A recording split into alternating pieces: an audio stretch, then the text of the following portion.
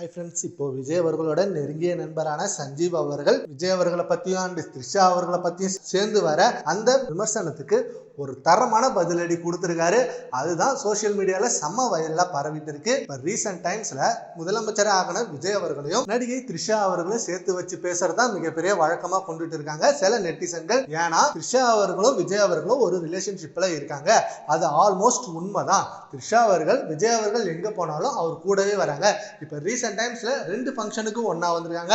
நடிகர் அஜித் அவர்களோட தாயார் மறைவுக்கு நைட்ல 2 பேரும் ஒன்னா வந்திருக்காங்க. அண்ட் விஜய் அவர்கள் பதவி ஏற்பு விழாவுக்கு சங்கீதா கூட போல, ஆனா த்ரிஷா போயிட்டு செம எமோஷனல் ஆனாங்க. இதெல்லாம் வச்சு பார்க்கும்போது கண்டிப்பா த்ரிஷா அவர்கள் ரிலேஷன்ஷிப்ல தான் இருக்காங்க விஜய் கூட அப்படின்னு நெட்டிசன்கள் ஒரு நியூஸை பயங்கரமா ஸ்ப்ரெட் பண்ணிட்டு இருக்காங்க. ஆனா இது ஆல்மோஸ்ட் போய் தான் அப்படின்னு தளபதி ரசிகர்கள், டிவிக்கு தொண்டர்கள் இப்படின்னு சொல்லிட்டு இருந்தாலும் சஞ்சீவ் அவர்கள் விஜய் அவர்களோட நெருங்கிய நண்பர். அண்ட் அவரும் இப்ப அதுதான் சொல்றாரு, நீங்க எப்படி ஒருத்தவங்களை இப்படி தப்பா பேசலாம், பொது வெளியில ஒருத்தவங்களை தப்பா பேச கொஞ்சம் கூட உங்களுக்கு கூசலையா? விஜய் அவர்கள் இப்ப தமிழ்நாட்டோட முதலமைச்சராகி இருக்காரு.